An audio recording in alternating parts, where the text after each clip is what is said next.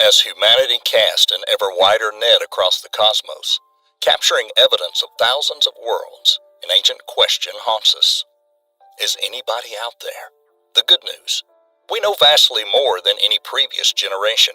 Our galaxy is crowded with exoplanets, planets around other stars. A healthy percentage of them are small, rocky worlds of a similar size and likely similar composition to our home planet.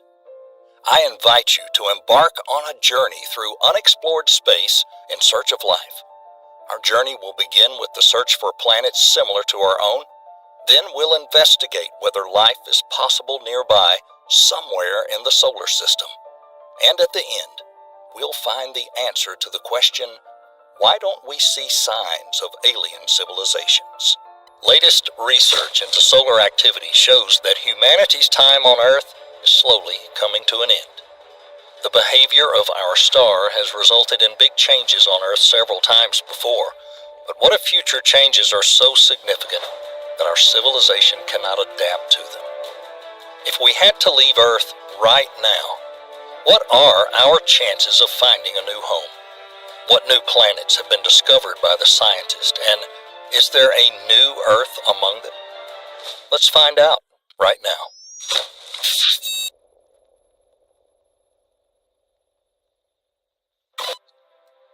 For starters, let's talk about what it is that we're actually looking for. All of the planets found outside of our solar system are called exoplanets, but not every exoplanet is suitable. For example, there are quite so-called rogue planets. They revolve around the center of the galaxy, not tied to any star. Due to the lack of conditions that only a nearby star could provide, these kinds of planets are not suited for humans.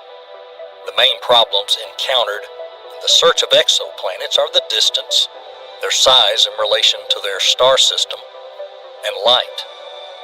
Unfortunately, unlike stars, very few exoplanets have enough luminance for us to see them in the light of a star that formed their system.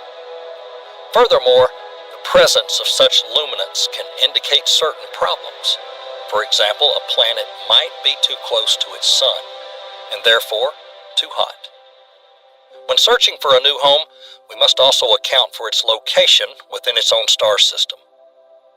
First and foremost, we want to know whether the planet is in the so-called habitable zone. The habitable zone refers to the distance from the star that allows for the existence of water in its liquid form. Additionally, the planet can't be too cold or too hot. A prime example of how hard it can be to spot the kind of planet we're looking for is the famous pale blue dot. A photo of Earth taken by the Voyager probe from the outskirts of the solar system really shows how difficult it is to spot something in space. Fortunately for us, there are several ways to find exoplanets. The most obvious way, direct observation, which involves observing the cosmos using telescopes and probes. But this method faces the issues of distance and luminance. As of right now, only a few planets were discovered via direct observation. For a planet to be discovered via this method, it has to be large and bright. Thanks to such characteristics, the planet 2M1207b, which has the mass equal to 10 Jupiters and surface temperature over 1600 kelvins, became the first exoplanet that could be observed using this method in 2005. The other method of finding exoplanets is the transit method. Most exoplanets were discovered using this method. The gist of this method is basically trying to notice the dimming of starlight over time. So why would their light dim? As the planet orbits around a star at a certain point, the planet would be positioned between us and the star, blocking some of its light. A good example of that are periodic solar eclipses we're able to observe from Earth. We know that when celestial objects are positioned in a certain way, we can observe the way the sun is fully or partially blocked by a passing planet or the moon. And so when we see a star being dimmer than before, we're observing the transit of its satellite, an exoplanet. The most studied planet found outside of the solar system using this method is Osiris. So hot and large that when it transits the star, it dims its light by 1.7%. It's so hot that it was nicknamed the evaporating planet. It was even found to contain water vapors in its atmosphere. The third most successful method of searching for exoplanets is the Doppler method. It used to be a primary way of finding exoplanets before the transit method.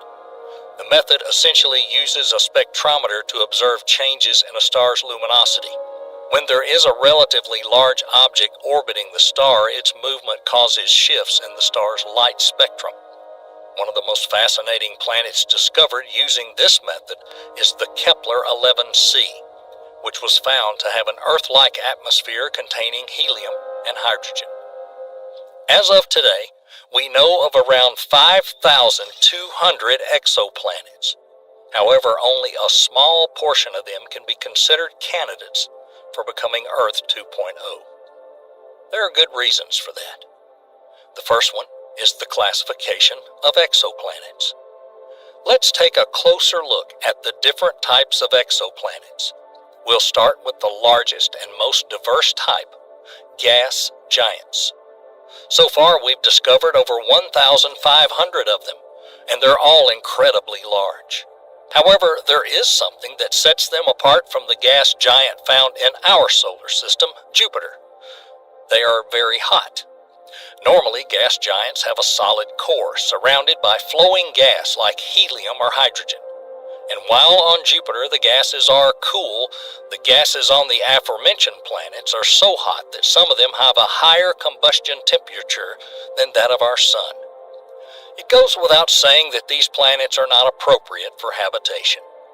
Another type of exoplanets, just as prolific as gas giants, are Neptunian exoplanets. There are over 1,700 of them that we currently know of.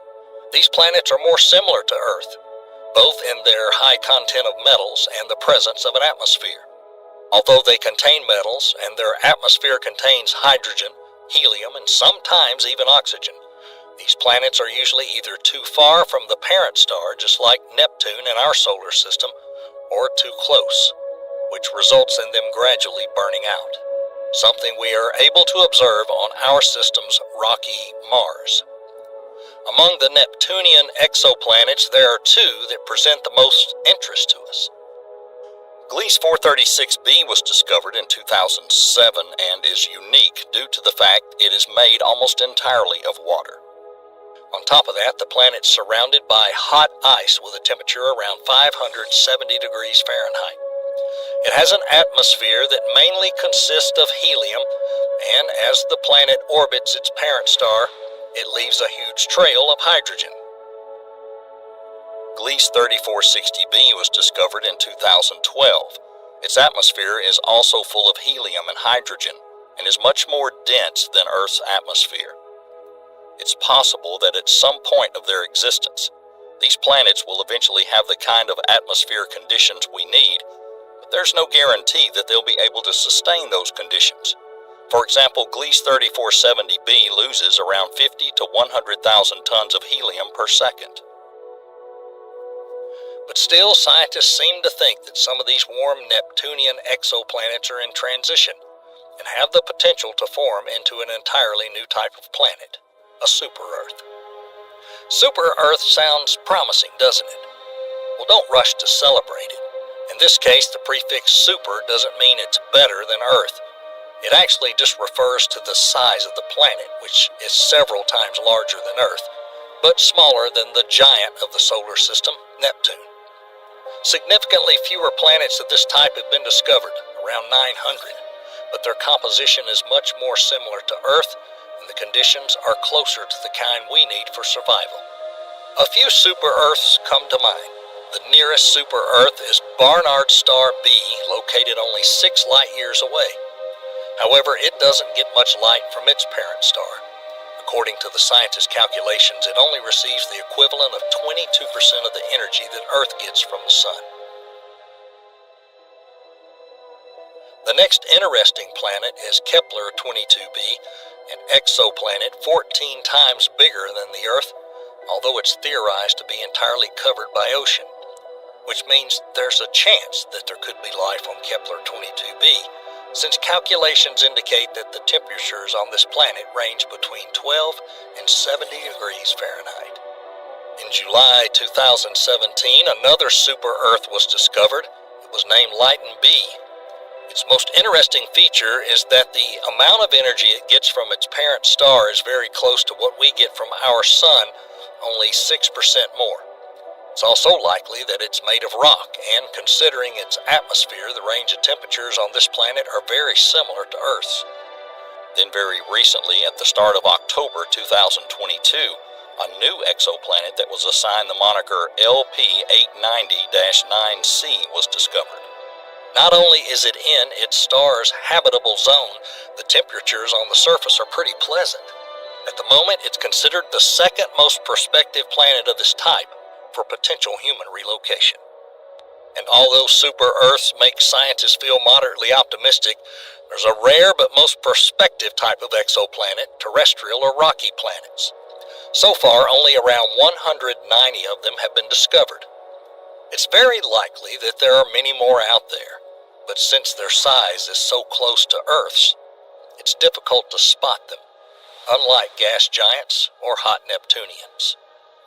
In the solar system, Earth, Mars, Mercury, and Venus are the four terrestrial planets.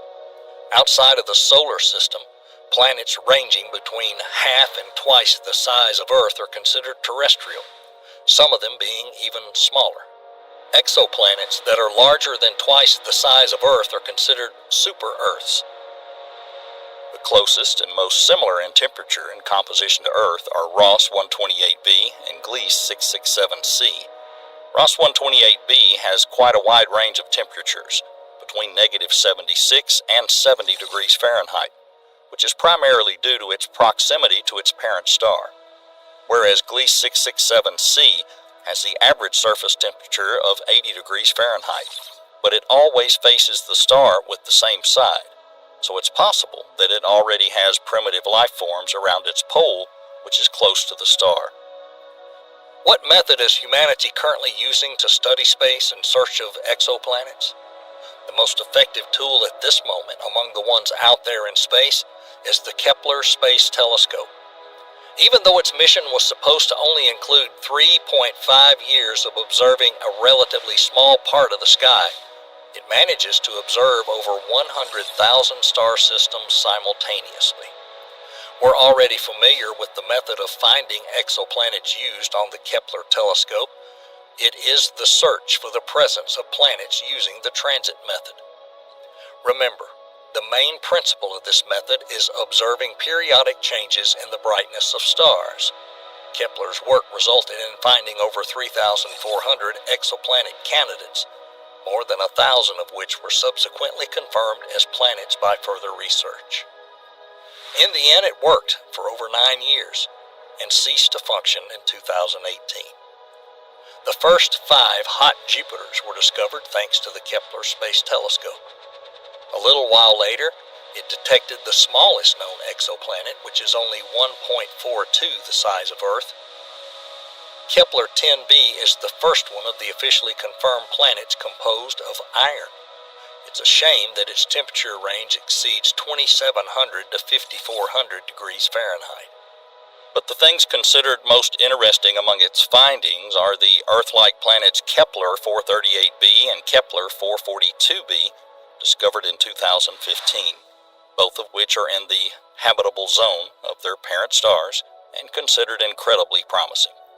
Located in the habitable zone of its red dwarf, Kepler 438b still requires detailed study because the flares of its star, which are dozens of times more powerful than those on the Sun, they may cause considerable harm. It's worth mentioning that even though the telescope stopped working in 2018, the data from its observations is still being received and processed. So it is possible that the list of candidates for Earth 2.0 would only expand. To replace the Kepler telescope, the TESS telescope was launched in 2018. Unlike its predecessor, the TESS telescope will primarily explore the space nearby, limiting its search to a distance of 200 light-years. It is also worth noting that this telescope will observe the area more than 400 times larger than the area viewed by Kepler. While the Kepler telescope looked further into space in a more narrow sector, the TESS space telescope will first and foremost explore the nearest section of space. However, its gaze will cover a sector hundreds of times wider. Among the first successes of TESS is mapping of more than 75% of the visible night sky and identifying more than 2,000 exoplanet candidates based on transmitted data. Most recently, in August of 2022, TESS discovered the unique planet TOI 1452b, which is 67% larger than Earth according to scientists. At the same time, 22% of its surface is covered by water. Calculations suggest that it receives as much energy as our Venus receives from the Sun, which makes it the ideal candidate for further study. It is expected that TESS will discover over 20,000 transit exoplanets, 500 to 1,000 of which will be terrestrial and super-Earth planets. As for the latest devices that will continue the search for exoplanets in the future, we have to mention the recently launched James Webb Telescope, which already had incredible results. You can find a video on our channel that will tell you in detail about every aspect of its work, as well as all of its features. Now let's briefly talk about why the JWST is necessary when we already have a substitute for the Kepler in the form of TESS. Both the Kepler telescope and the TESS telescope, although they were and continue to be incredibly powerful tools for observing space and stars, they still face the same problem as all photographic-type telescopes. Just like the Hubble telescope, the telescopes in question have certain limitations in their search, primarily to do with the spectrum of light they're able to see. In contrast, the James Webb Telescope has eyes that can operate outside of the visible spectrum. It has the ability to see farther and in more detail, the ability to look deeper and deeper into the universe and its mysteries through the gas clouds.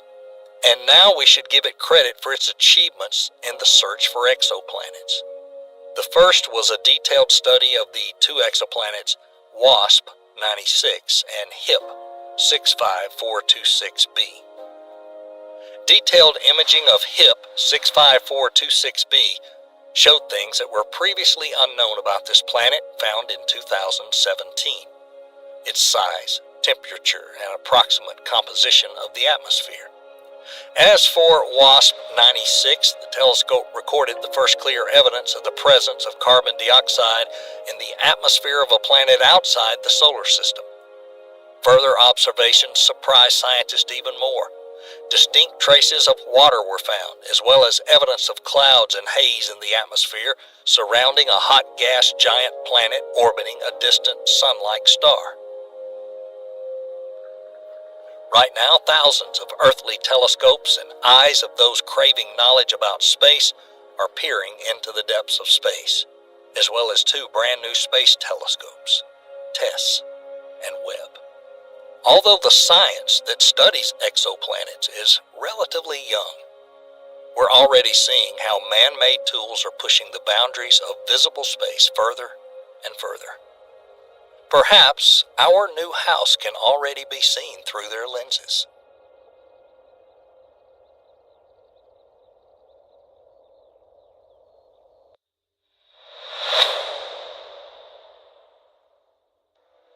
Far away from Earth, Saturn is orbited by the most complex and mysterious satellite in the solar system. But what makes Titan such a unique celestial body in our solar system? Why did it draw so much attention to itself? The amount of incredible features on this satellite deserves its own documentary. Our video today will touch upon Titan's unique atmosphere, liquid present at the surface, a very Earth-like landscape, an ocean of warm water, rains that would take your breath away, and finally, a life form that not everyone will be able to imagine.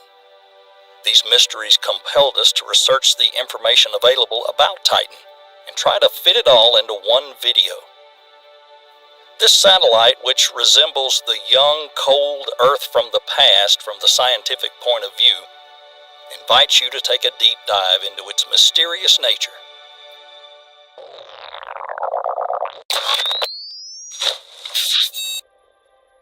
Among 63 known moons of Saturn, Titan immediately stands out as the largest one, and it's truly gigantic. Its diameter is 3,200 miles. It's larger than Mercury and only a fraction smaller than Mars. Although its size allows any amateur astronomer to study Titan even without a professional-grade telescope, until recently it remained a major mystery. This moon was discovered in 1655 by astronomer Christian Huygens, who noticed an object moving alongside Saturn. It had been spotted before but was assumed to be a star. It was first visited by the Pioneer 11 probe and subsequently revisited by Voyager 1 and 2. However, these first images could tell very little about the satellite, but they already showcase something unusual. The haze that obscured Titan from the eyes of the scientist turned out to be layered, its top layer mainly composed of hydrogen and nitrogen. Further attempts to study Titan using the Hubble telescope weren't successful. Research was revived by renowned astrophysicist and promoter of planetary science Carl Sagan.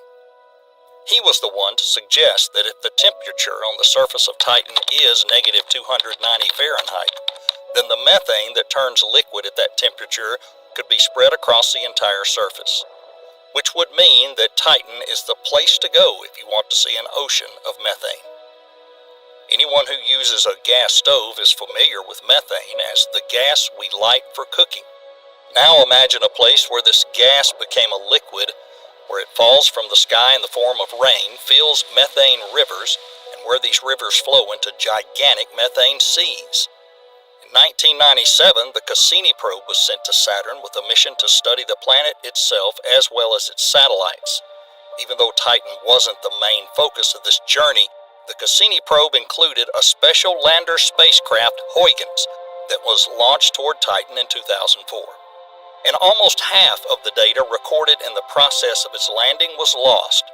We have the opportunity to experience the journey to the surface of Titan. The descent took about 2.5 hours. The atmosphere on Titan turned out to be so dense that Huygens floated down with a parachute veered from its course and was spinning so fast that many images taken throughout the process were ruined. The journey down to the surface also revealed the extent of the atmosphere. Turns out, it reaches over 300 miles above the surface, which is a record height for the entire solar system. The atmosphere of Titan is quite clearly separated into several layers, composed of different substances, and very diverse in terms of temperature. While the temperature on the surface is negative 290 Fahrenheit, at the height of 200 miles it's much warmer, only negative 130 Fahrenheit. At the very top, the Titan sky turns blue as it's filled primarily with nitrogen and hydrogen, but at the height of about 250 miles, the aforementioned orange haze begins to form, which continues all the way down to 60 miles, only clearing as you approach the surface. At the height of about 30 miles, the surface of the satellite becomes visible. To many people, it will look quite familiar as the landscape includes mountains and rivers. During the landing of the Huygens, it was discovered the orange haze layer is fairly evenly opaque all the way through. Here, the sunlight never really reaches the surface. This is what a sunny day on Titan looks like at noon. While the surface has texture, it's still relatively flat, with the highest parts of the land only rising as high as 0.6 miles. Take a look at this first image taken by Huygens upon landing. It's likely that the spacecraft landed in a dried-up bed of a methane river, leaving behind some smooth ice rocks that look like pebbles. They will have been preserved since the time the river was still full of liquid methane. That was pretty strange. There were no traces of liquid. Where did the supposed methane rivers go? After the images from the landing were processed, a few of them were combined into this collage. Here you can see an image of a river system with many streams branching off, not too dissimilar to some of the places on Earth. This prompted several theories as to where the liquid could have disappeared. The first theory sounds pretty earthly. As Titan undergoes the changes of the climate cycle, these rivers are filled with methane rain, and afterwards they dry up again. The second theory put forward by the scientists was that these methane rivers drew liquid methane from underground springs, which no longer function for some reason. Next, the Cassini probe will collect more data over the course of 127 flyby missions in Titan's orbit. For starters, thanks to this photo of the atmosphere taken by Cassini, we could begin to decipher the reasons why Titan's atmosphere is so opaque. Thing is, it's made up of multiple layers. The first layer is basically the biggest factory, producing complex organic compounds in the solar system. Right there, at the height of over 300 miles, methane, nitrogen, and hydrogen are exposed to sunlight and transformed into more complex elements, which then begin to descend towards the surface, creating a new layer. The second layer is situated between 200 and 250 miles away from the surface and is made up of a tholin haze. An example of tholins on Earth is soot produced as a result of a combustion process. The third layer starts at around 200 miles. It consists of the inert gas ethane. Here scientists noted a unique anti-greenhouse effect. On Earth, gases in the atmosphere trap heat and warm up our surface, resulting in the greenhouse effect. On Titan, tholin haze and ethane create the opposite effect, essentially forming a shield and maintaining both the heat from the sun at an altitude of 250 miles and the cold temperatures of negative 290 Fahrenheit degrees near the surface. At the height of approximately 60 miles, Titan even has some clouds, though very few. And although the climate on Titan changes very quickly compared to Earth, very recently there was a real tropical methane storm recorded around the equator of this moon. Take a look at the way it looked from Cassini. Thanks to its unusual shape, this storm was nicknamed the Arrow. It spread across an area of 200,000 square miles. The methane rain that was falling from the sky during the storm looked very unique compared to the rains we have on Earth. Imagine raindrops the size of a pear descending so slowly you could easily dodge them. Huygens and Cassini were able to confirm the composition of the atmosphere. Similar to Earth, the atmosphere on Titan is mostly nitrogen. However, it also contains 3.5% methane. But that wasn't the interesting part. On Earth and many other planets, the chemical processes take place near the surface. On Titan, however, its chemical reactor is located at the altitude of 300 miles, which results in huge amounts of organic compounds descending to the surface. Over 4.5 billion years ago, Earth was exactly the same. The only difference being that Earth was warmer due to its proximity to the sun both then and now, and the organic substances that fell from the sky did not fall into the methane soot surface and liquid methane, but into the oceans full of water. After studying the composition of the atmosphere and its layers, scientists came face to face with yet another mystery. It's been calculated that the methane that is now in the atmosphere should have disappeared 10 million years after the formation of this atmosphere, and yet it did not. Something continues to fill the atmosphere with methane, maintaining its level for more than 4.5 billion years. Some scientists have suggested that in the process of Titan's formation, there was so much methane that the supply has not dried up to this day. Others have suggested that methane is produced by some type of chemical processes taking place on the surface, and even that there are organisms that produce methane as part of their life cycle. This was the first hint of potential, albeit primitive, life on Titan.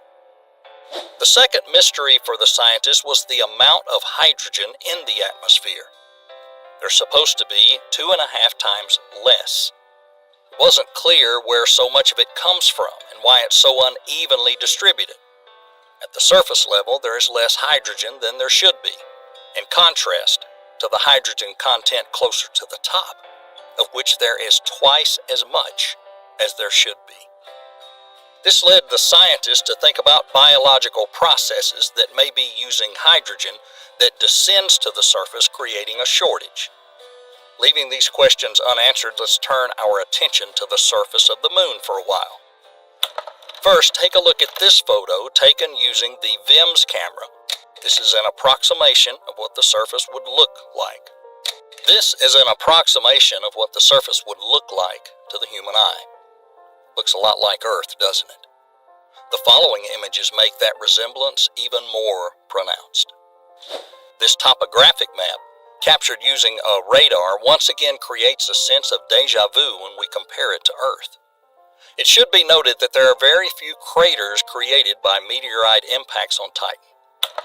The largest of those, the Minerva crater, spans 500 miles in diameter. The absence of craters can be explained by the extremely dense atmosphere, where anything small simply burns out. However, in these circumstances, these are still too few. This poses a problem for scientists researching the surface. It significantly reduces the chances of figuring out the age of the relief.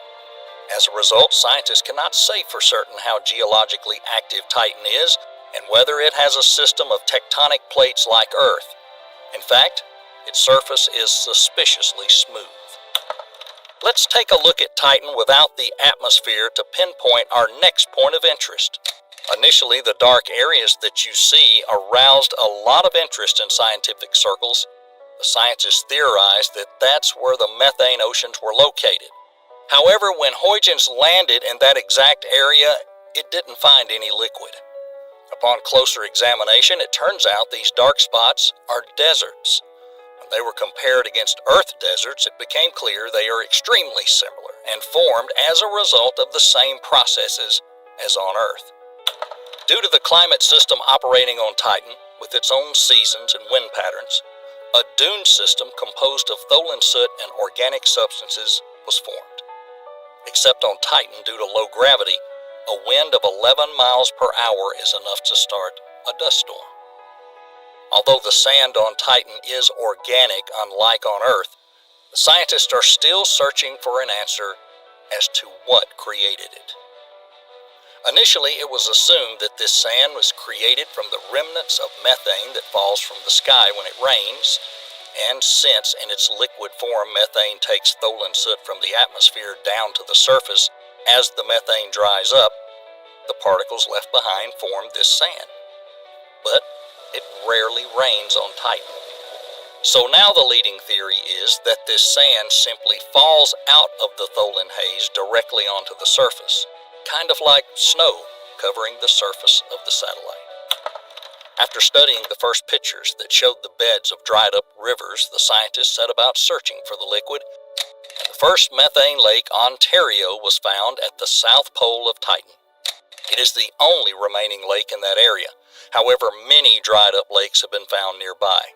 Scientists are still arguing what may be at the bottom of these lakes and what their shores are made of. Whereas at the North Pole, entire seas were soon discovered with rivers flowing into them. And although the Kraken Mare and the Ligeia Mare are unique objects in their own right within the solar system, as this is the only place where liquid has been found on the surface, except for Earth. The main mystery is still the answer to the question of whether this satellite can sustain life. There are two approaches to consider. Based on the conditions we are accustomed to on Earth, we should pay attention to the following fact. Cryovolcanoes have been discovered on the surface of Titan, where liquid water bursts from the cracks in the surface, which means that under Titan's icy surface is an ocean of warm water. It does not come into contact with the core of the satellite and is sandwiched between two layers of ice crust above and below. However, thanks to the attraction from Saturn, It's obvious that ebbs and flows occur in it, which not only heat this ocean but also split the upper shell of ice. Water mixed with large amounts of acetone breaks out to the surface, and there it mixes with the same organic sand that falls from the sky. Together, this creates the same conditions on the surface of Titan that were on Earth 4.5 billion years ago. The only difference is that Titan is much further away from the sun and significantly colder. That's why these processes are so fascinating to scientists. After all, they may lead us to understand in what conditions life appeared on Earth. We could call the other theory life according to Titan. It would seem that in such a cold environment and with such a huge amount of hydrocarbons without oxygen and water present, there's no life, and there could not possibly be. Indeed, the surface is basically a frozen gasoline lake. However, life is still possible, even in these conditions.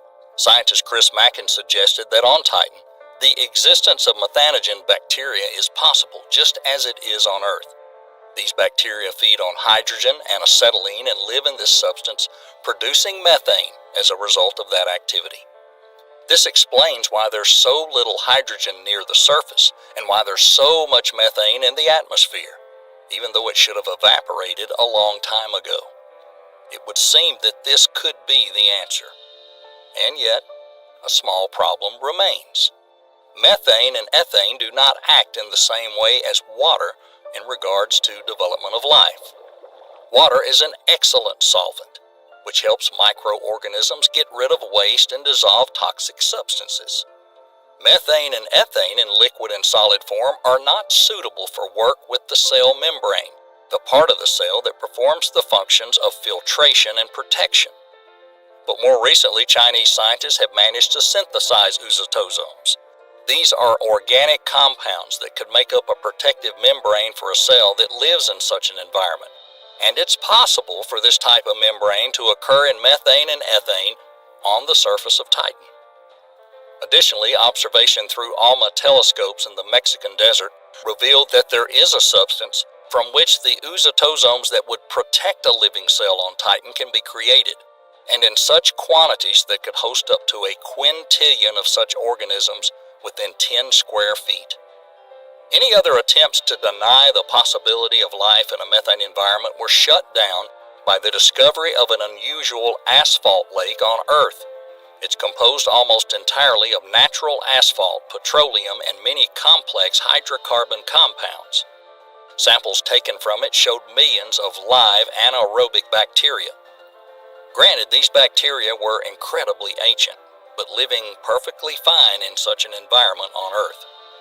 Moreover, these bacteria feed on hydrocarbons and break down crude oil.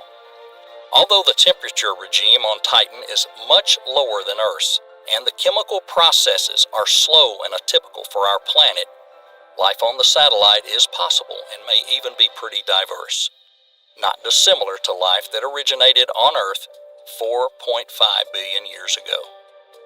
The kind of life we can even imagine. After all, it can exist both on the surface and under the ice in a warm ocean of water.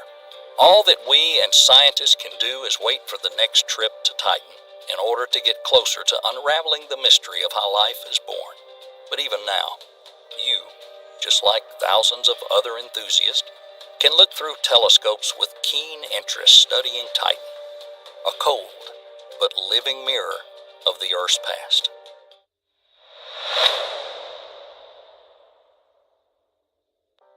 Having lost its planet status, it would seem that Pluto was no longer on the scientists' minds. Now just a lifeless, frozen piece of space rock on the edge of our system.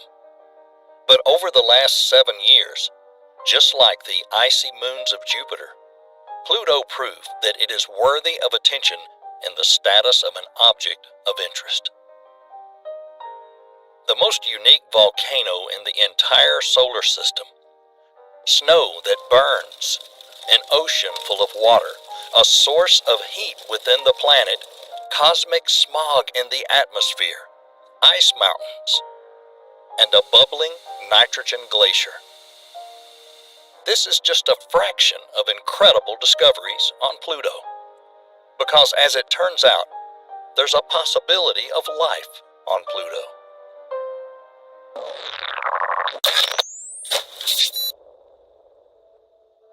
Although it was discovered relatively long ago in 1930, it remained a mystery for a very long time.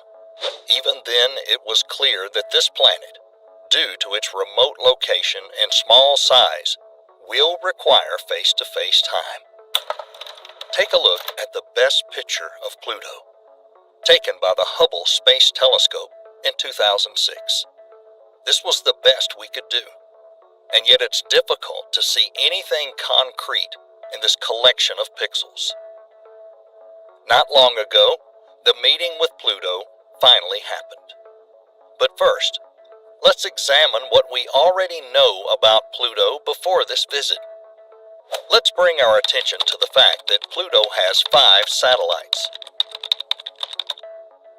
The closest and biggest one, Charon, does not actually orbit Pluto, but instead they move together.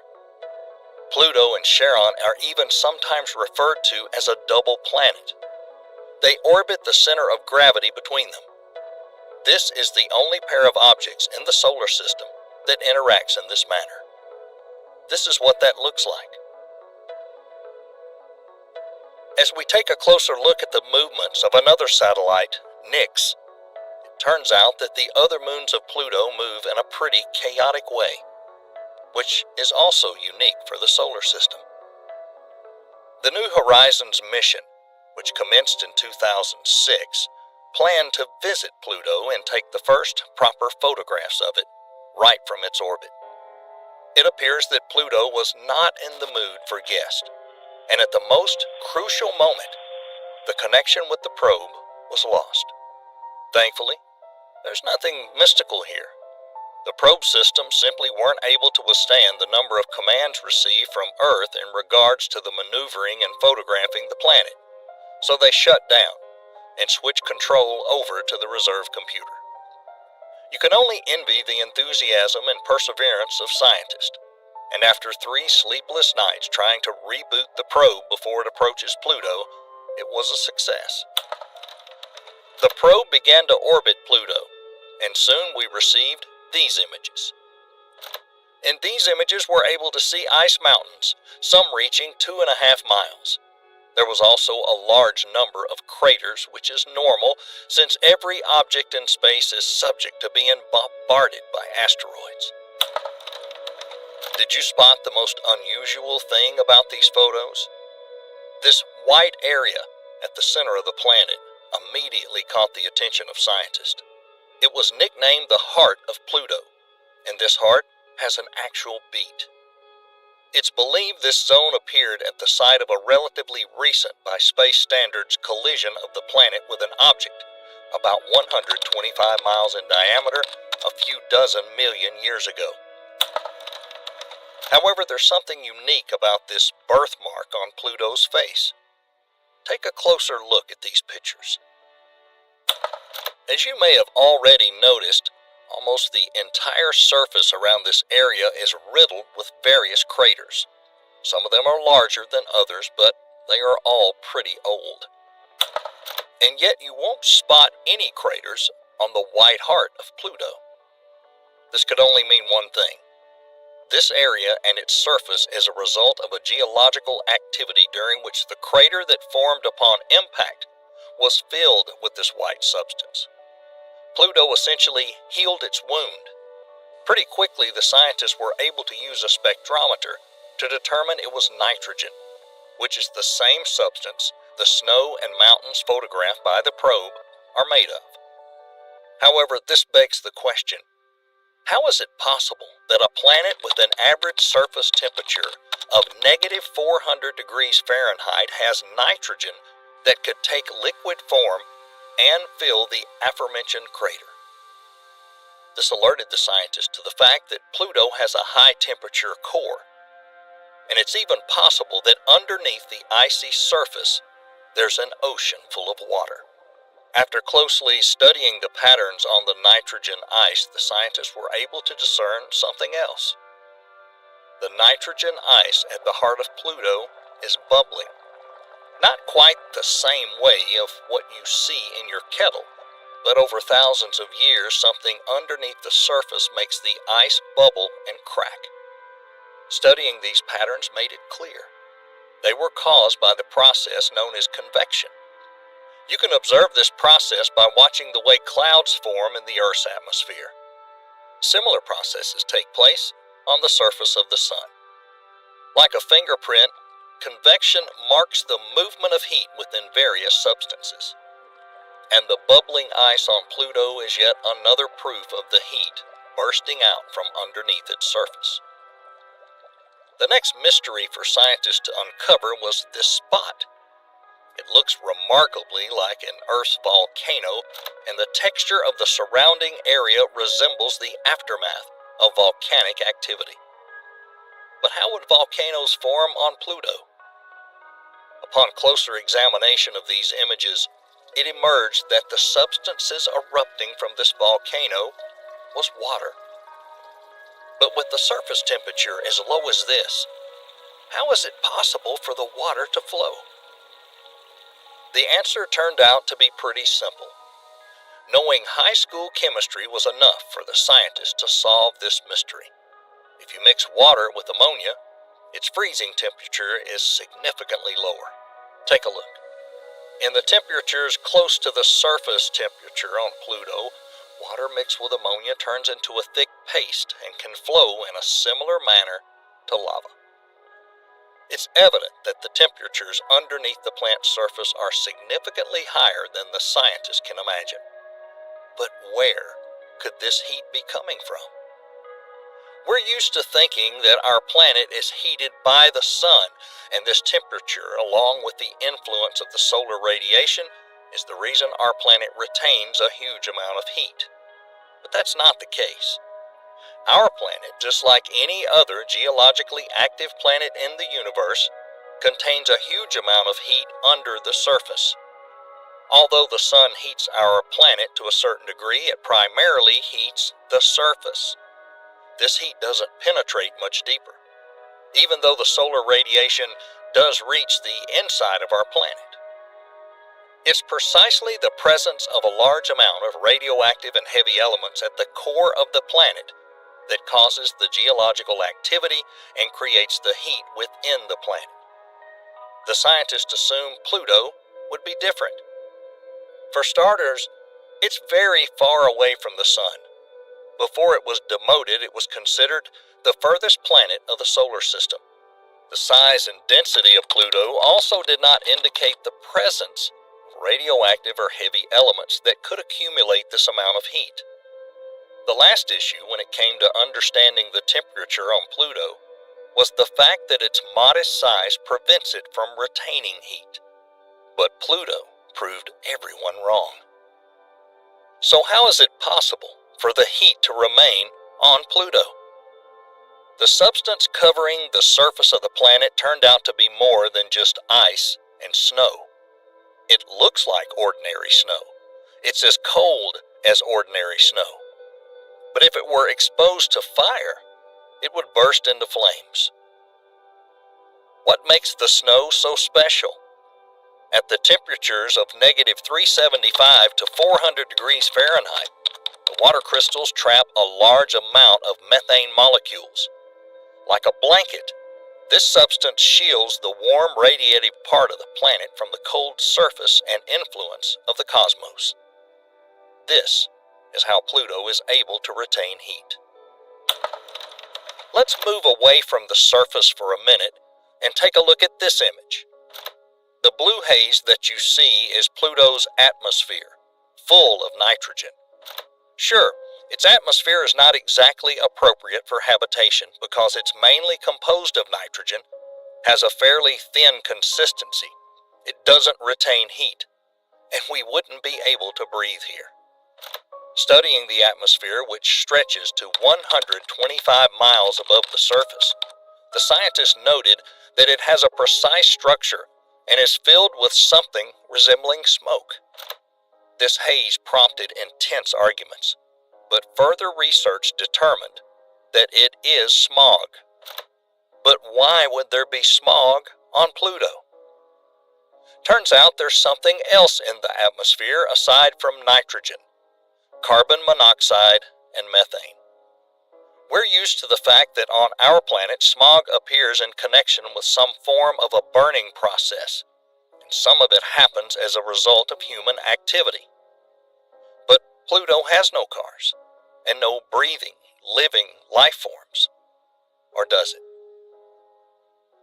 Continuing their research, the scientists tried to recreate the composition of Pluto's atmosphere here on Earth to understand what causes the smog. By comparing the causes of smog on Earth and conditions on Pluto, scientists quickly came to the conclusion that this smog is caused by the way the sun's rays affect the gases in the atmosphere.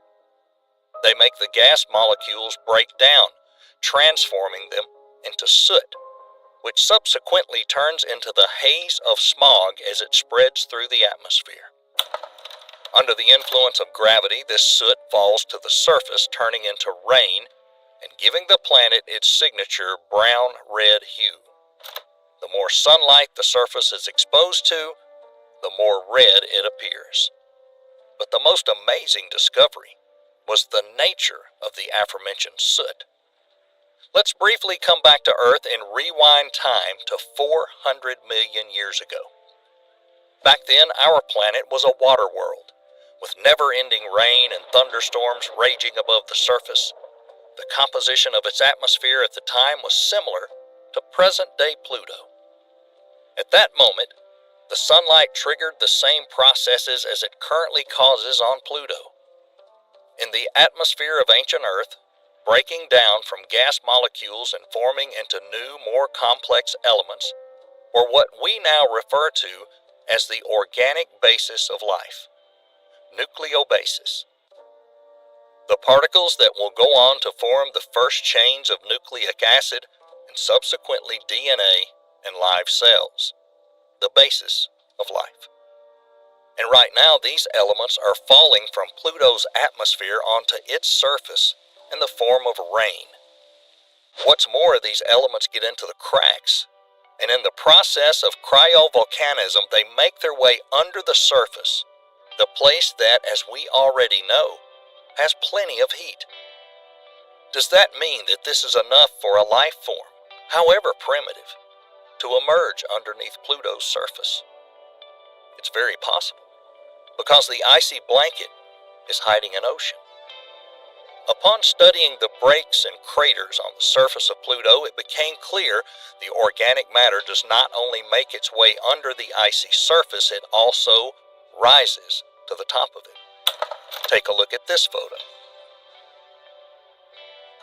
The red streaks, stretching from the places where water mixed with ammonia erupted to the surface, tells us that plenty of organic matter already formed underneath the surface. No one has even considered that life on Pluto is a possibility.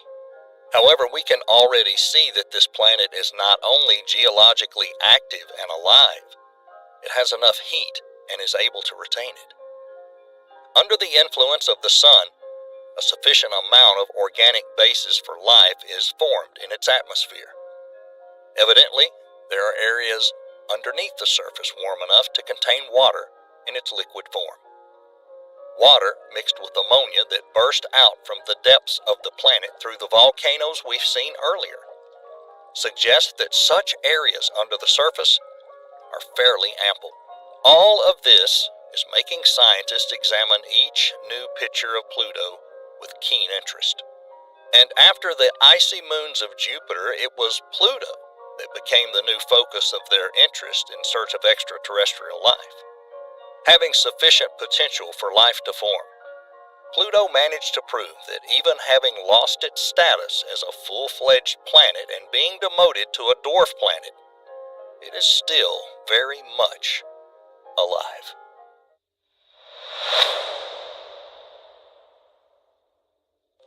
The possibility of colonization of other planets is a matter that has been on people's minds for many years.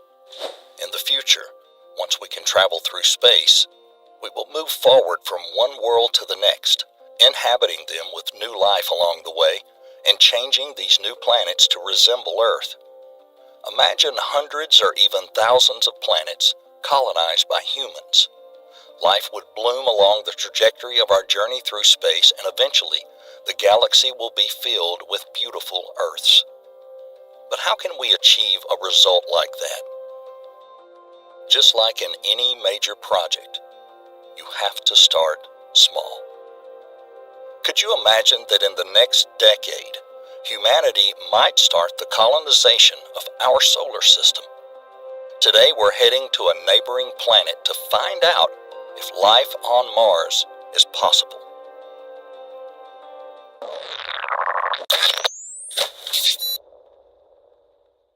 At first glance, the red planet, located only 7 months away from Earth, is completely unsuitable for habitation. Mars. On this planet, there are no rivers, no fresh air, no food. The force of gravity on the surface is twice smaller than Earth's, which would have an adverse effect on human health over time. The atmosphere there contains many gases toxic to humans, so an oxygen mask would be a must. A person would not be able to move around the surface without a spacesuit due to the low atmospheric pressure and constant solar radiation. So how would the first people on Mars and the subsequent colonists survive in such harsh conditions? First, let's tackle the matter of oxygen. Scientists have already made significant progress in that direction. In April of 2021, Mars rover Perseverance managed to extract oxygen from the atmosphere using a tool called MOXIE via a process known as solid oxide electrolysis. In theory, MOXIE can perform the same function as trees on Earth in the near future. Since this kind of technology already exists, it's just a matter of scaling it up to meet the needs of the future colony. As for water, the vessel that brings the first colonists is expected to be equipped with an efficient system of recycling water, similar to the one on the International Space Station. This creates a little bit of freedom for the astronauts while they search the planet for potential sources of water. We know that in the early stages of development of the solar system, there was water on Mars. Previous expeditions have already found water as part of the mineral and soil composition. Currently, discovered and reliably confirmed volumes of water on Mars are concentrated mainly in the near-surface layer of permafrost, dozens, nay hundreds of feet thick. The majority of this ice is beneath the planet's surface since it cannot stay stable in current climate conditions and quickly evaporates once on the surface.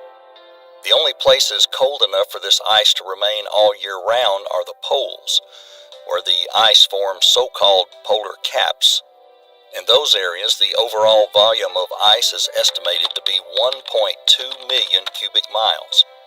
For reference, the sum total of freshwater lakes and rivers on Earth only reaches 24,000 cubic miles. If the ice were to melt, it could cover the entire surface of Mars with a 115-foot layer of water. In 2018, after probing of the planet, the MARSIS spacecraft discovered the presence of a subglacial lake on Mars 1 mile deep under the ice of the South Polar Cap, about 10 miles in diameter. This became the first known permanent body of water on Mars. And in 2021, the ESA satellite ExoMars, capable of peeking into the depth of several dozen feet, discovered large deposits of water in the so-called Mars Grand Canyon. Currently, this is by far the most accessible water source on Mars, making the Valles Marineris Canyon network a good place for our first colony on the red planet. The supplies from a spaceship won't last forever, so the colony will have to make headway in growing edible crops. Scientists are very optimistic about this process because of the composition of the upper crust of the planet. Martian soil contains many of the nutrients that plants need to grow and survive, such as nitrogen, potassium, and phosphorus. Once we have a stable supply of air, water, and food, we will have built an excellent platform for building a colony from available materials. Martian soil can serve as a good material for building shelter necessary to protect the settlers from solar radiation and dust storms. Of course, the technology most convenient to us would be construction with the use of mega 3D printers. This technique is already being used here on Earth, and it can prove itself quite useful in such harsh and limited conditions as on Mars. Of course, all the necessary provisions and equipment to create favorable living conditions for the first colony will initially have to be delivered by interplanetary spacecraft. But how do we get to this planet? Several projects to create suitable vessels are being developed as we speak, and the SpaceX Starship is currently leading in terms of progress. As of early December of this year, Starship will be launched on its first orbital test flight.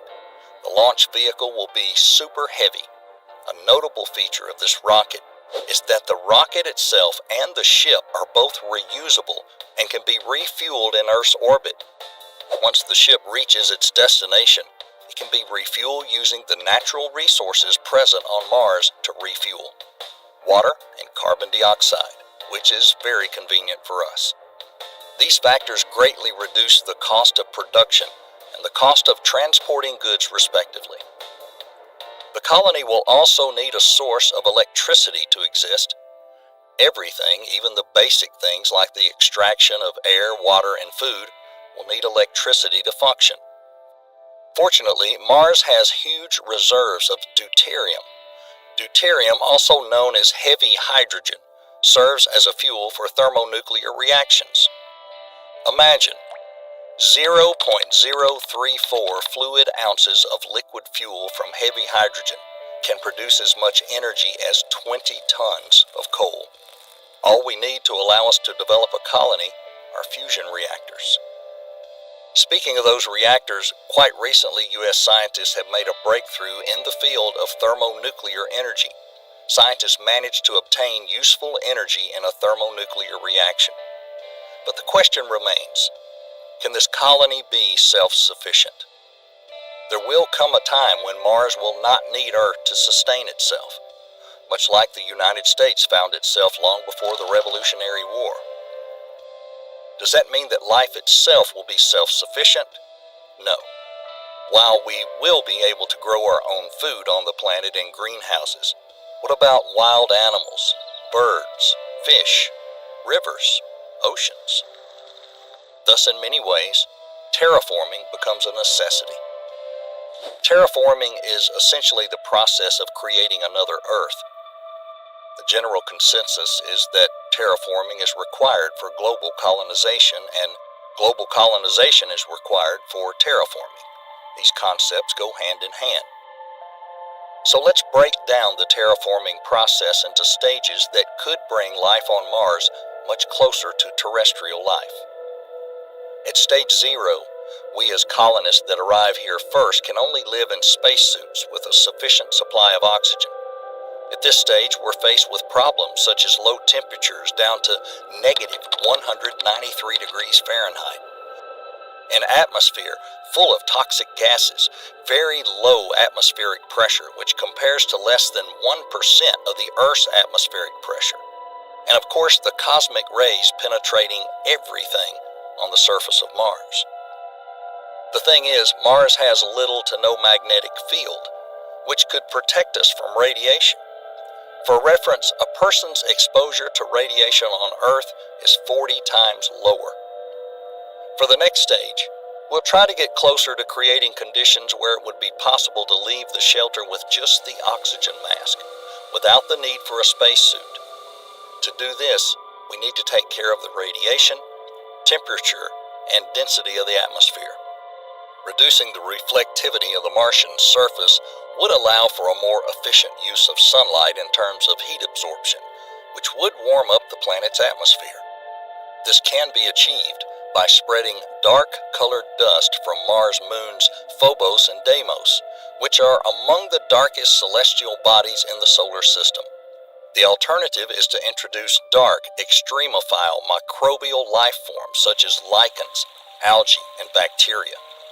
This way the surface would absorb more sunlight, raising the temperature in the atmosphere. If algae or another type of flora took root, it would also introduce a small amount of oxygen into the atmosphere, although not enough for humans to breathe without assistance. In April 2012, scientists reported that the lichen survived and showed remarkable results regarding the adaptive capacity of photosynthetic activity during the 34 days of simulation under Martian conditions at the Mars Simulation Lab. That being said, Mars is already the second darkest planet in the solar system, absorbing over 70% of the incoming sunlight, so there's little scope for further dimming. Another problem with this method is the regular Martian dust storms.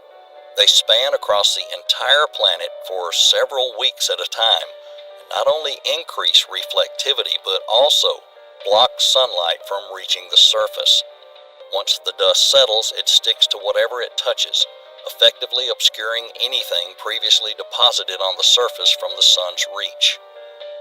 The terraforming of Mars would entail three major changes, interconnected with each other: the creation of a magnetosphere, the creation of an atmosphere, and an increase in temperature.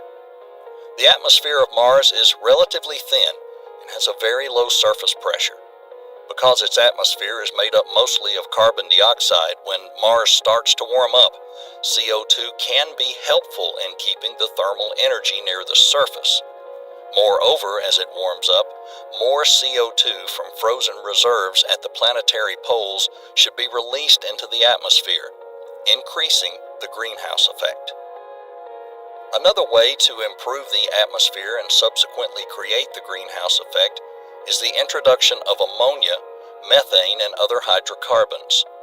Large deposits of ammonia and hydrocarbons have been found frozen on small celestial bodies such as Titan, which orbit the solar system. It may be possible to redirect the orbital movement of these or similar small objects containing large quantities of the aforementioned substances so they collide with Mars, thereby releasing them into the Martian atmosphere. However, even if we can find a way to prevent its release into space, methane can only exist in the Martian atmosphere for a limited time before it's destroyed.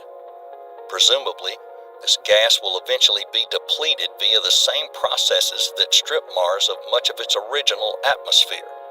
But these processes are believed to have taken hundreds of millions of years. Still, well-known compounds that we've been generating on our planet for many years can come to our aid. Particularly potent greenhouse gases such as sulfur hexafluoride, chlorofluorocarbons, or perfluorocarbons have been proposed as initial means of raising the temperature on Mars and maintaining long-term climate stability. These gases create a greenhouse effect thousands of times stronger than CO2. It has been estimated that approximately 0.3 microbars of these gases would need to be injected into the Martian atmosphere to melt the CO2-laden South Polar glaciers. This is equivalent to about 3 times the mass of CO2 gases generated on Earth from 1972 to 1992, when their production was prohibited by an international treaty. Maintaining the temperature will require the constant production of such compounds as they're destroyed under the influence of the sun. It's been calculated that the introduction of 170 kilotons of optimal greenhouse compounds annually would be sufficient to maintain the greenhouse effect given the terraformed atmosphere. However, even with all of these efforts, it would be difficult to preserve the atmosphere from erosion by the solar wind due to the lack of a protective global magnetic field. One of the key aspects of terraforming Mars is to preserve the atmosphere, both present and future, from being dispersed into space. Some scientists suggest that creating an artificial planet-wide magnetosphere could help solve this problem. According to Japanese scientists from the National Institute of Thermonuclear Sciences, this can be achieved with the use of modern technologies by building a system of cooled latitudinal superconducting rings, each carrying a sufficient amount of direct current. The same report argues that the system's economic impact can be minimized by using it as a planetary energy transmission and storage system at the same time. Also, during the Planetary Science Vision 2050 workshop at the end of February 2017, NASA scientist Jim Green proposed the concept of placing a magnetic dipole field between the planet and the sun to protect it from high-energy solar particles. Imagine a huge magnet located at the Lagrange point L1 at about 320 radii of Mars, creating an artificial magnetosphere. The magnetic field should be comparable to Earth's. This can be achieved with the 1-2 Tesla magnet. Once built and placed in orbit, the shield could allow the planet to partially restore its atmosphere and prevent further evaporation. Let's talk about another monumental structure. Imagine a huge mirror the size of West Virginia made of thin aluminized film. Such mirrors could be placed in orbit around Mars to increase the total exposure it receives. This would direct more sunlight to the planet's surface and could significantly increase the surface temperature of Mars. A mirror with a radius of 77 miles could be positioned as a satellite, using its efficacy as a solar sail to orbit in a stationary position relative to Mars, located near the planetary poles in order to release the CO2 deposits from the ice cap and contribute to the overall warming via the greenhouse effect. At the moment, the main obstacle is the difficult process of launching large mirrors from Earth. And now, finally, thanks to all the aforementioned manipulations, we will reach the final stage, although the journey to that point is likely to take hundreds of years. By introducing plants, increasing the overall level of oxygen, and creating new biomes on the planet, we'll be able to move around freely and breathe deeply, completely eliminating the need for additional devices that support our life. So, what awaits us next? Long term, once production outgrows the consumption needs, these steps will serve as a good basis for the extraction of rare metal, such as platinum, gold, silver, and others that are so abundant on Mars. Getting from Mars to Earth is much easier than the other way around. Even more promising is the proximity of the asteroid belt to Mars. Dactyl, a small asteroid moon found in the belt, is 0.8 miles in diameter and is believed to contain more iron than the human race has ever used. These asteroids could be mined relatively near Mars and brought back with little monetary expense. Companies such as TransAstra Corporation and KESE are already planning to mine asteroids. An outpost on Mars would only make things easier. We might see a triangular trade route, much like the one that existed in the 18th century between Britain, the West Indies, and North America. The economic potential is enormous. Each of these steps presents a big challenge, but it's only a matter of time before people set off to conquer Mars. And yet we can already wonder, what awaits us after the successful colonization of Mars? Will we start mass mining asteroids to build a new economic system? Will we travel further to conquer the next planet? Or maybe we build a huge space station to study neighboring systems. The answer remains the same. We just need to start small.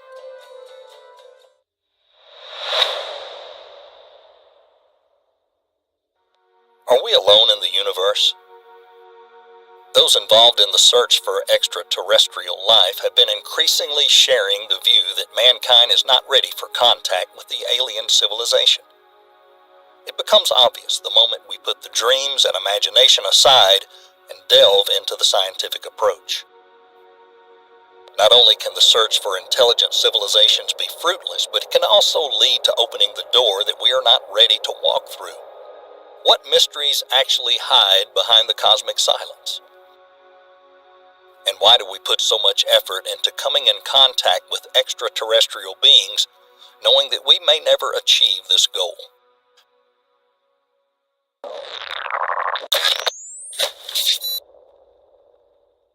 After spending years exploring the possibilities of coming into contact with extraterrestrial beings, scientists had come to surprising conclusions. Let's imagine that alien civilization is at the same level of technological advancement as us, and their spacecrafts fly at the same speeds as ours. Turns out intelligent life with this advancement level needs less than 1 billion years to spread across a galaxy of the same size as ours. Just look at how fast the galaxy would actually have been inhabited by any civilization of this caliber. But if that were the case, why are we not seeing this lively galaxy around us? To answer this question, we'll need to take a look at the Kardashev scale. The majority of modern scientists use this scale to measure the potential ability of living organisms to colonize the surrounding space and subsequently the possibility of contact with other life forms. This scale gives its own answer as to why we are not seeing this image of populated space all around us. Kardashev proposed to measure a civilization's level of technological advancement based on how efficiently it uses their energy resources. According to this scale, a Type 1 civilization can learn to utilize all of the energy that they're able to harvest on their home planet, radiating from its parent star. This type of civilization is most likely ready for interplanetary travel and at some point down the line will be able to colonize its entire system.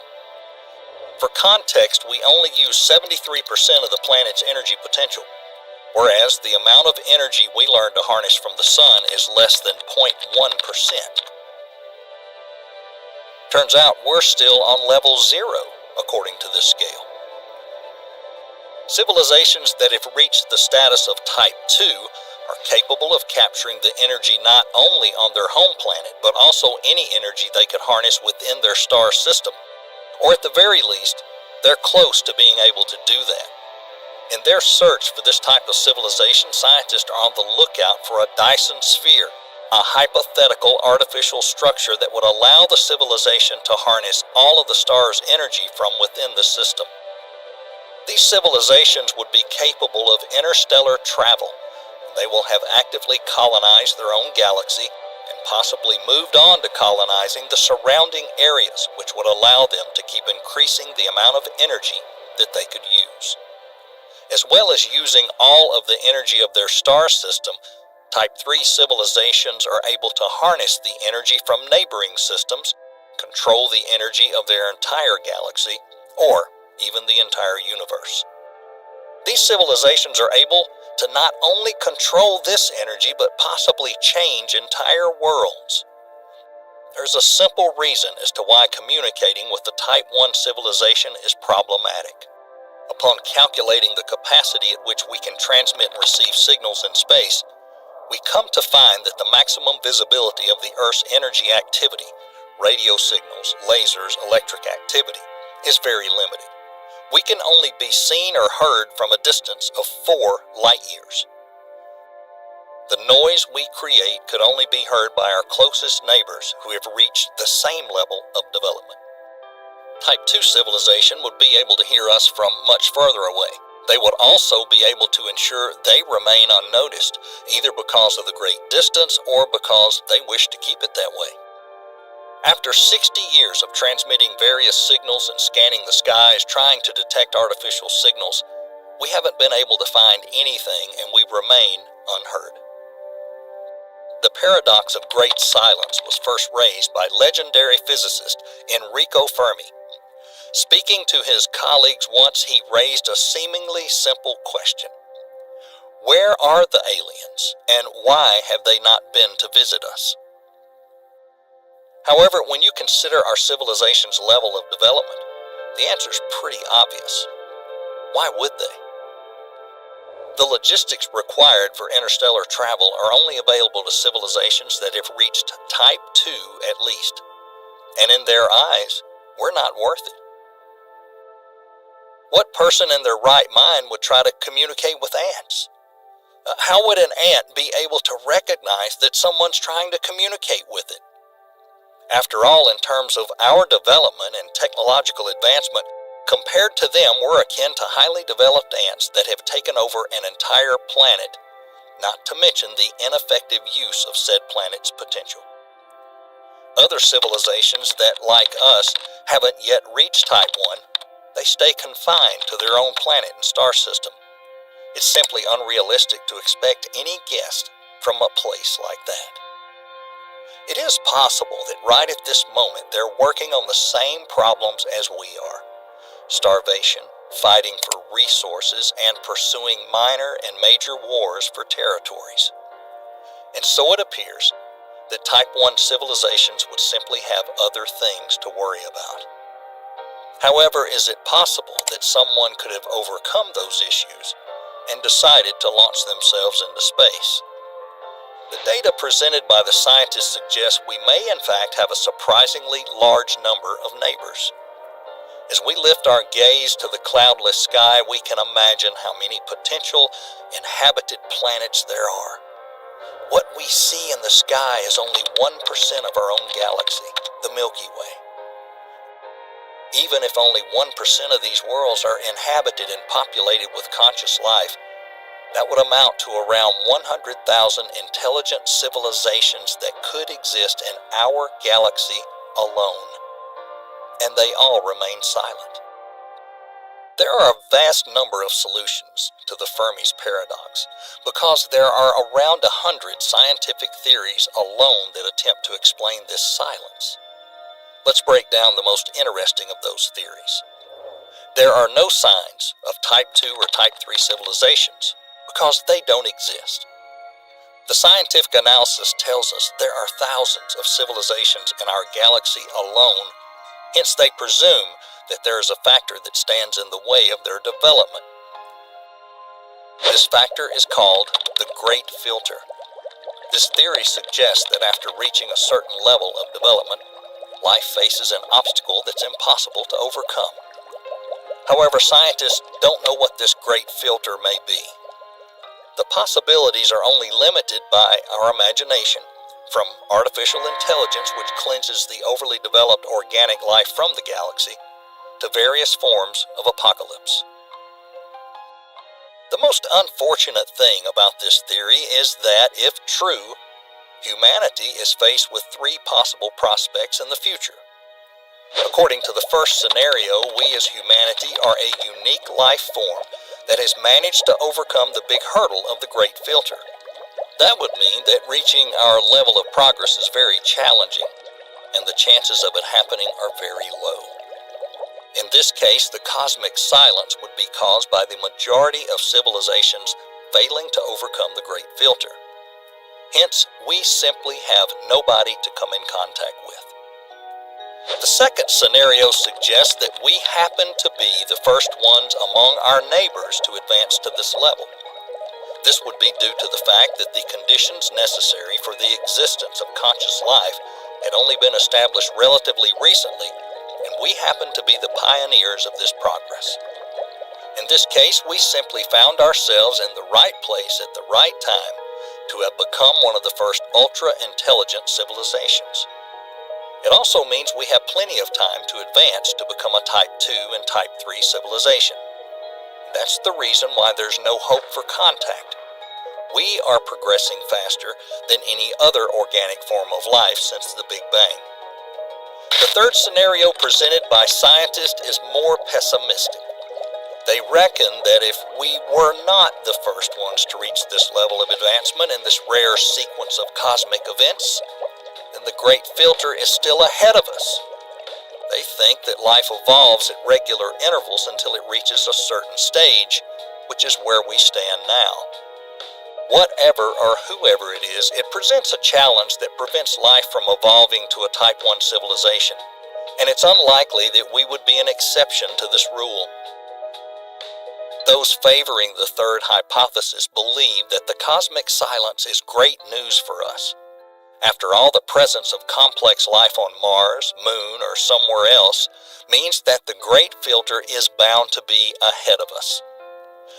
There's also an opposing viewpoint. According to it, Type 2 and Type 3 civilizations do exist, and we haven't come across them for a reason. This is based mainly upon the fact that we're very much limited in our search. After all, we are searching for the signals that are only 100 light years away from us, which represents a mere 0.1% of our galaxy. The most interesting theories resulting from this version sound like this. Galaxy has long been colonized, and to the colonizers themselves, we are located in a low-interest deserted area. The perfect example of a similar situation happened in Earth's history, colonization of North America. Native Americans residing in the remote parts of the continent only learned about the presence of their neighbors, super-developed Europeans, several decades after the latter arrived on the continent. It's also possible the activity is present around our system. We're simply too primitive to understand these signals, or we are focusing our efforts elsewhere. That would be like trying to communicate with people using the internet via Morse code.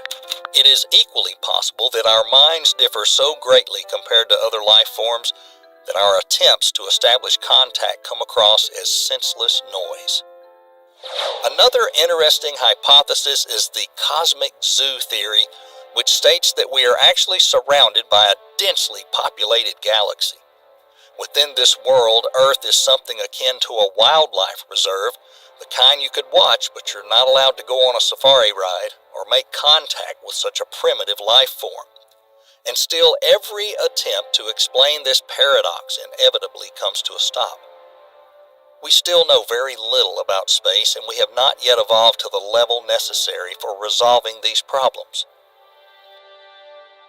But that doesn't mean that our attempts to find intelligent life have stopped, and humanity is frozen in place, waiting for outside contact. There are currently at least 2 projects that have spent several decades trying to establish contact and search for extraterrestrial life. These are the projects SETI and METI. The work of these 2 projects is based on the Drake equation, a mathematical formula that suggests it's possible to accurately calculate the number and, more importantly, the potential location of inhabited worlds. The next step is to use this information to reach out.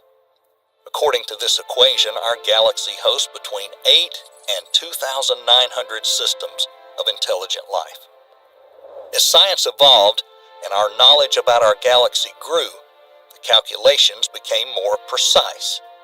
Realistically, there should be 36 other brother worlds coexisting with us in the Milky Way galaxy. The SETI project started in 1984, and at first it focused on scanning our immediate surroundings in search of artificial radio signals coming from our potential neighbors. However, no signals were found. Right now, the major hope is that the European Space Telescope Gaia will bring some results. It's able to transmit information about the exact location of all stars in our galaxy and give an accurate assessment of every star system's potential. That's why the SETI project was able to move on from a rough estimation of various star systems to a detailed analysis of each one, thanks to a technological advancement. And now, every signal sent out there is directed towards the systems with the highest likelihood of intelligent life. Will we get a response from any of them? The answer to this is both yes and no. Some of the systems we have already researched are so far away that any response from them would take over 3,600 years to reach Earth. And last but not least, the mission of METI is also very important.